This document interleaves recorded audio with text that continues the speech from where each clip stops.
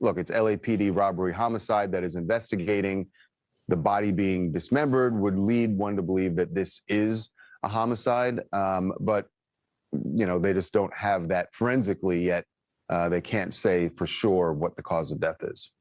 And not to be too graphic, but it's important for the investigation and obviously for the autopsy as well.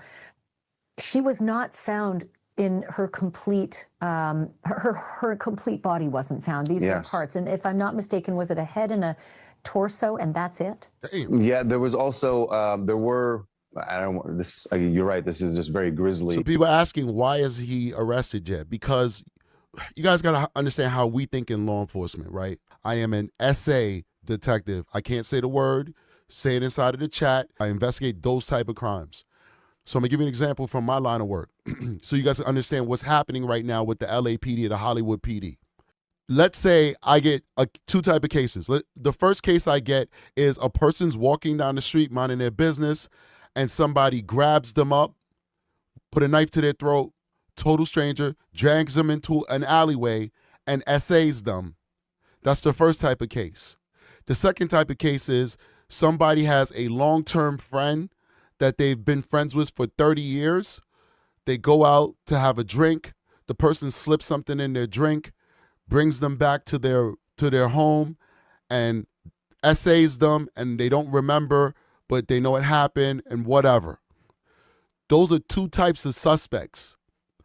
The first suspect, the one who put the knife to the person's throat and pull him inside the alleyway, is more dangerous to society than the second suspect who took advantage of a long-term friend.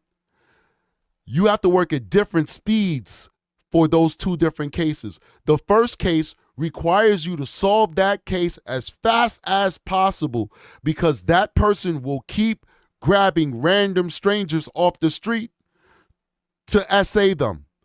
And he will escalate eventually to murder if the person resists. The other person, you have to move fast to get that person, but you have more time to do an even more thorough investigation to make sure that all of the defenses that that person is going to use, like no, it was consensual or whatever, aren't true. So there are investigative steps we can do in that case that I'm not going to talk about because I don't want our investigative steps to be known to the general public. But there's things we could take our time to do in that acquaintance essay versus what we would do in a stranger essay. So in this situation, is D4VD going to go out there and just start slaughtering everybody that he meets? No. This was a DV investigation. This is a DV murder. She died because she was close to him and they had an emotional connection, etc. All right? So what's happening is the police are taking their time. They're taking their time to build a strong case.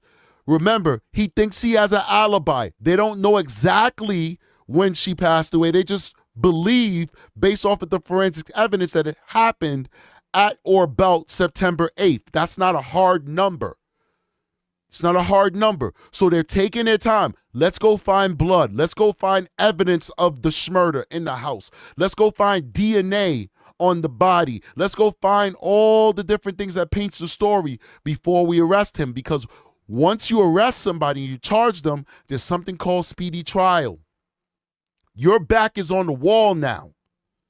Your back is on the wall to get this case together. Rather, you let him walk for a little bit. You let him stay out for another week or 2 or 3 while you build a strong case so that when you do arrest him, all of that work is done. That is what's happening. He's not going to get away with this if he's guilty. Remember, he's innocent till proven guilty, people. He's not going to get away. They don't have to move like that because D4VD is not a serial murderer. He's not. Even if he's guilty of what he did to this girl, he's not a serial murderer. Nobody else is going to lose their life in the time it takes for them to build their case and arrest him. But it is imperative that they build a strong case to make sure that Celeste gets justice rather than rush and then she gets nothing because he has $1 million and he has a record label behind him that's going to be trying to probably help him in his defense because they invested $10 million in him already. They need to make sure that they come correct so that this guy gets thrown the book at him if he's guilty of what he did.